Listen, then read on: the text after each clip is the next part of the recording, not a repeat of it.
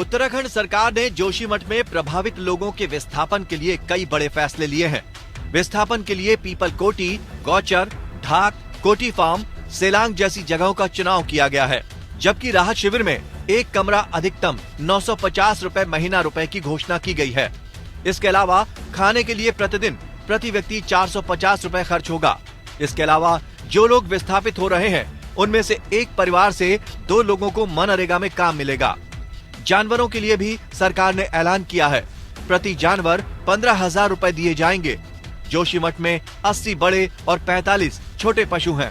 इसके साथ ही उत्तराखंड कैबिनेट ने बिजली और पानी का खर्च नवंबर से माफ कर दिया है, जो कि 6 महीने तक के लिए किया गया है। प्राइवेट और सरकारी बैंकों को 1 साल की राहत के लिए लिखा जाएगा और कोऑपरेटिव से लोन पर 6 महीने की राहत दी जाएगी। उत्तराखंड कैबिनेट के सभी मंत्री 1 महीने की सैलरी मुख्यमंत्री राहत कोष में दान करेंगे। इससे पहले मुख्यमंत्री पुष्कर सिंह धामी ने जोशीमठ को लेकर बड़ा ऐलान किया। उन्होंने कहा कि प्रभावित क्षेत्र में फिलहाल किसी का घर नहीं तोड़ा जाएगा।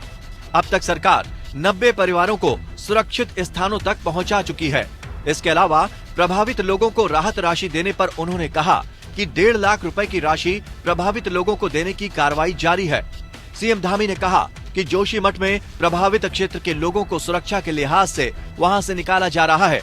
अब तक प्रशासन ने 90 परिवारों को वहां से निकालकर सुरक्षित स्थान पर पहुंचा दिया है। उन लोगों को राहत राशि देने की प्रक्रिया भी जारी है। फिलहाल किसी का घर नहीं तोड़ा जाएगा। जोशीमठ में हो रहे भूधसाव और घरों में आई दरारों के बीच चमोली जिला के आपदा प्रबंधन विभाग ने बताया कि जोशीमठ नगर क्षेत्र के 9 वार्ड में 760 प्रभावित भवनों को अभी तक चिन्हित किया जा चुका है, जिसमें से 128 भवनों को असुरक्षित जोन के अंतर्गत रखा गया है। जिला प्रशासन ने अस्थायी राहत शिविरों के रूप में 51 भवनों के 344 कक्षों का चिन्हीकरण कर लिया है। इसमें 1425 व्यक्तियों को ठहराया जा सकता है। वहीं नगर पालिका के बाहर पीपल कोटी में अस्थायी राहत शिविरों के रूप में 20 भवनों के 491 कमरों को चयनित किया गया है, जिसमें कुल 2205 लोगों को ठहराया जा सकेगा। भारतीय अंतरिक्ष अनुसंधान संगठन यानी इसरो की एक रिपोर्ट के मुताबिक जोशीमठ में केवल 12 दिन में 5.4 सेंटीमीटर की तेजी से जमीन धंसने की घटना देखी गई है।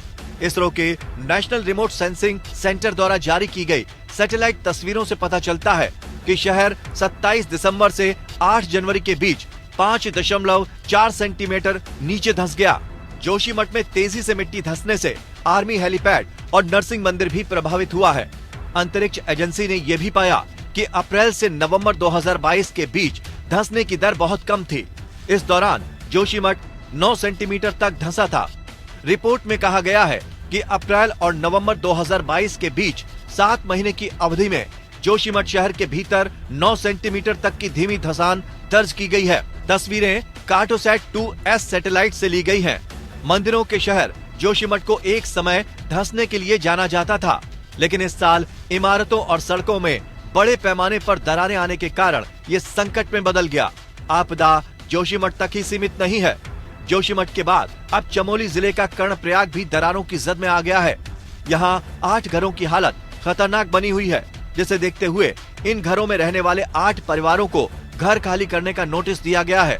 कर्णप्रयाग में राजनगर, गांधीनगर, बहुणा नगर, ITI और अपर बाजार रामलीला मैदान से मस्जिद परिसर तक भू धसाव का खतरा मंडरा रहा है। वहीं 60 के करीब घरों में दरारें भी आ गई हैं। ऐसे में जोशीमठ वासियों की स्थिति देखकर कर्णप्रयाग में भी शहर वासियों की चिंता बढ़ गई है। 14,000 की आबादी वाले कर्णप्रयाग के स्थानीय निवासियों की शिकायत है कि वर्ष 2012 में मंडी समिति के भवन निर्माण के दौरान JCB मशीनों से खुदाई की गई थी। उसी समय से नगर में भू धसाव शुरू हो गया और लगातार मकानों में दरारें बढ़ने लगी। इसके बाद कई लोगों ने किराए के भवनों में रहना शुरू कर दिया। वहीं शहर में निकासी नालियों की व्यवस्था न होने से जरा सी बारिश होने पर पानी का रुख आबादी की ओर होने से भू धसाव का खतरा बना हुआ है। Bureau report.